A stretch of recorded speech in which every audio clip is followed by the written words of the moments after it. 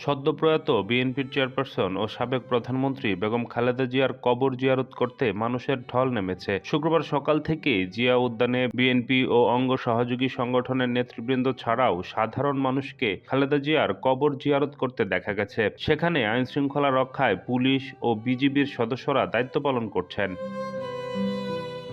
দেখা যায় জিয়া উদ্যানের মোড় থেকেই জিয়াউর রহমান ও বেগম খালেদা জিয়ার কবরমুখী মানুষের ভিড়। অনেকেই ফুল নিয়ে আসছেন খালেদা জিয়াকে শ্রদ্ধা জানাতে। উদ্যান সংলগ্ন সংসদ ভবনের সামনের রাস্তা ও বেইলি ব্রিজ থেকে কবর পর্যন্ত নারী পুরুষের দীর্ঘ লাইন। আর কবরের পাশে নেতাকর্মীদের ভিড় সামাল দিতে আইনশৃঙ্খলা বাহিনীর সদস্যদের হিমশিম খেতে হচ্ছে।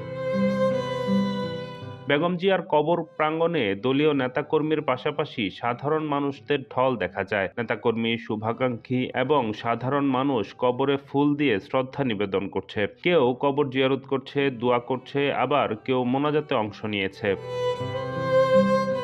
খালেদা জিয়ার মৃত্যুতে দেশজুড়ে তৃতীয় ও শেষ দিনের মতো আজ রাষ্ট্রীয় শোক পালিত হচ্ছে। দেশের সকল মসজিদ, মন্দির, গির্জা ও পেগোডাসহ সব ধর্মীয় উপাসনালয়ে বিশেষ দোয়া ও প্রার্থনার আয়োজন করা হয়। জুমার নামাজের পর বেগম জিয়ার রুহের মাগফেরাত কামনায় সকল মসজিদে বিশেষ দোয়া করা হয়।